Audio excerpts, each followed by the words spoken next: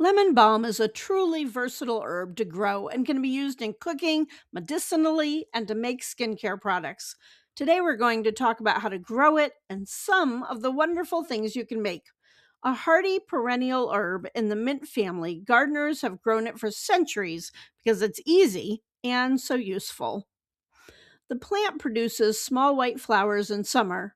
These flowers are rich in nectar and attract bees and other pollinators.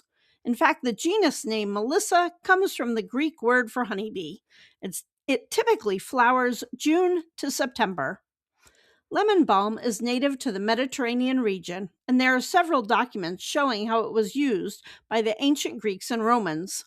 My local bumblebees love it. If you are interested in native habitats, check out my latest book on creating wildlife gardens. Growing 24 inches tall and about 18 inches wide, it prefers well drained soil. If your soil is heavy, mix in some compost to improve the drainage. It doesn't need much fertilizer, but I typically mulch every spring with compost. Someone needs to weed. It does need at least 5 hours of sun a day. However, it will do well in partial shade, preferring morning sun and afternoon shade, especially in southern zones. Like other members of the mint family, lemon balm spreads easily.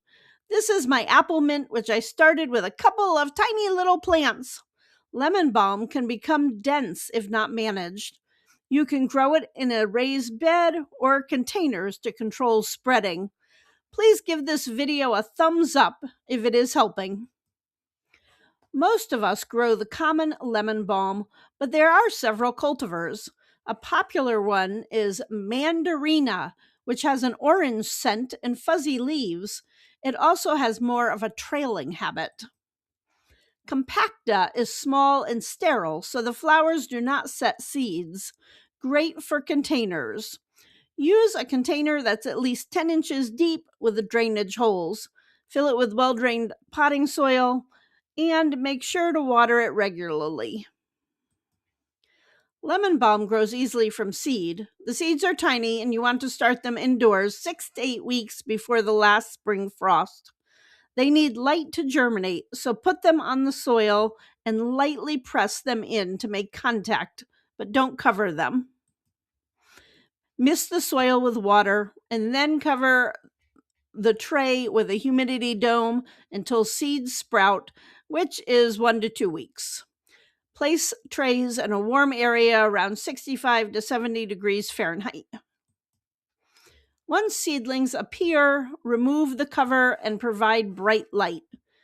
When the plants develop several sets of leaves, they can be transplanted outdoors as long as the danger of frost has passed. Lemon balm leaves can be harvested throughout the growing season. The best flavor occurs before the plant flowers, but leaves remain usable afterwards. I always get a couple of plants or have a couple of plants because then I can let one flower to help the bees out and have one that I'm harvesting more regularly. Cut stems about 4 to 6 inches above the ground. Leave some growth and the plant will continue to grow. I sometimes, especially if I've harvested kind of heavy, I sometimes give a splash of fish emulsion after I harvest.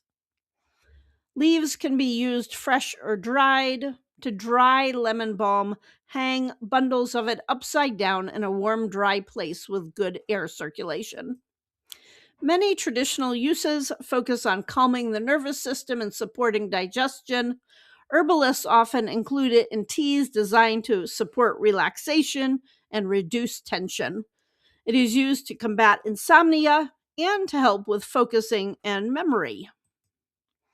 Several studies suggest that the compounds in lemon balm help reduce anxiety and improve mood, and I will put some studies in the description if you're interested for more information. Lemon balm makes a very tasty citrus-flavored tea. To make tea with fresh leaves, place a handful of fresh leaves in a cup, pour hot water over them, and steep for 5 to 10 minutes. The smell is very soothing, and it can be used dried in potpourri. I will have these recipes on the website. To make salve, take 3/4 cups or 100 grams of fresh leaves and the same amount of olive oil. You could also use coconut oil. Put them in a double boiler on low heat for 2 hours. And take off the heat and strain the leaves through cheesecloth, allowing the oil to drain into a glass jar. Let the oil rest overnight. Combine the infused oil the next day with about 3/4 of a cup or 100 grams grated beeswax in a double boiler, stirring it until it melts. Remove from the heat. You can, if you want, put in 10 drops or so of vitamin E and pour into containers. Know that there are just many variations on how you can make it. Cold sores are really uncomfortable. One study found that lemon balm has an antiviral activity that can inhibit the virus that causes the cold sores. And there's also evidence that lemon balm has anti-inflammatory properties. I just said that. Which can smooth the skin. Another use for your salve.